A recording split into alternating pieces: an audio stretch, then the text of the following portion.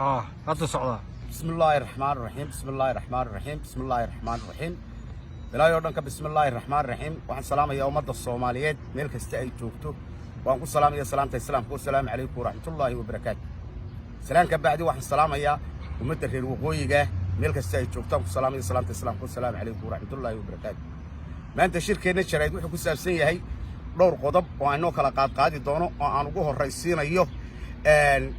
محان إلى ضايع جيبوتي سوماليلاند سوماليا waxaynu ognahay Djibouti in bariyahaaba la siyaasadeeyay ninkii ay yiraahdeen diyaarad buu la goostay diyaarad wax uu la goostayna aanay jirin hase yeeshee siyaasad la dhexgeliyay oo la doonayo Djiboutina in la gubo sidii Soomaaliya waxaynu ognahay Soomaaliya inta yar inay ka badqabto intiina dab kaasiye kabriid loo soo qaatay waxaan leeyahay ummadda reer Djibouti idinka idin qosaysaa wixii idinka khaldan waad garanaysaan wixii idin madaxweynaha waa garanaysaa siyaabo loo ridaa jira dictatorka laakiin se maaha wixii lagu tabcay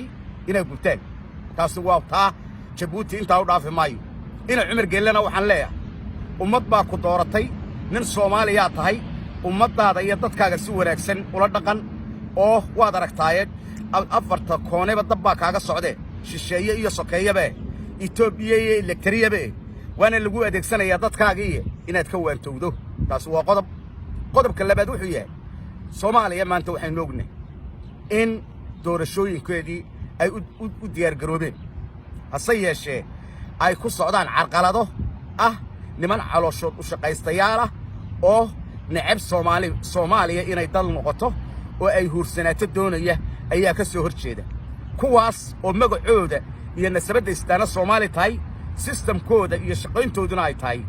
shisheeye calooshooda iyo caruurtooda u shaqaysta oo dagaal gelinaya ummadda Soomaaliyeed laba nin oo madaxweyne soo maray oo abgaala oo maanta marba shir jirayd meel ku qabanaya hadhow meesha marka la isugu tagana oranayo muhiimahaygi waaye waxa Soomaali lagu noqon maayo ummadda Soomaaliyeed waa la isu keenaya ama waxba la wada yeelanaya ama waa lagu kala tagaya xamarra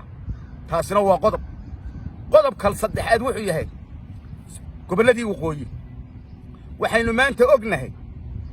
odayaashii suldaankii guud ee habar jeclo inuu u galay ina biixi kalana hadlay arrimaha ceelaf weyn inay faraha kala baxaan isaga dawladdiisu arrinka waxaanu idinka sugayn in badan labada kornayl inay isku kiindiraan oo idin abiyus gareeyaan mooyaane inay wadan u socdaan ina biixi iyo ina kaahin ma jirto in la isku kiindiro oo maanta sanaag dhiigeedu qubto oo la isku diro garweyn iyo reerka la yiraahdo warsangeli habar jeclo iyo la isku daro saacad yoonis iyo habar yoonista kale iyo dhulbahante sida la isugu dilo ayay nimankani ka faa'iideysanayaan waxaanaynu ognahay in midaba la idin kala qoray gobolka Togdheer inuu haafna yahay red haafna yahay yellow waxaan kala oo dhageystay ninka la yahay muraado caayaya labada xusbe ee mucaarad ayaan dhageystay oo uu leeyahay waa company ama waa shirkad ninka gobolkiisii baabaay ee canshuurtiisii berbere lagu cunayo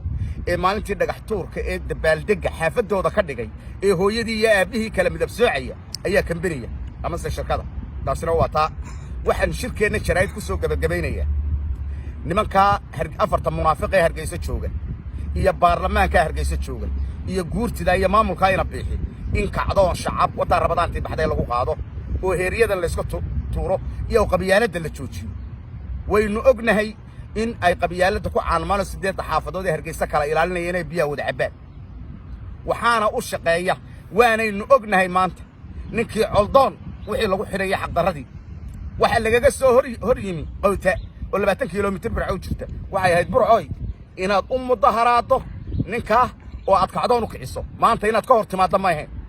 laba sanad iyo badh buu xaq darro ku xidhnaa maalin quura umaydaan soo bixin maxay imika ka doonaysaa markuu xirnimadiisa la soo noqday ma aha waxyaalaha munaafaqada Hargeysa lagaga isticmaalay in gobolkaygana lagu isticmaalo ma yeelayno kamana yeelayno coldoonna waxaan leeyahay hadayn xaqaad u dirirtaa xaqaaga annaga kula shaqaynayna annaga ku toosinayna wixii ka khaldan waxaan idinkaga tagayaa sidaa iyo nabadgeliyo iyo is araggeena dambe assalaamu calaykum ورحمة الله وبركاته.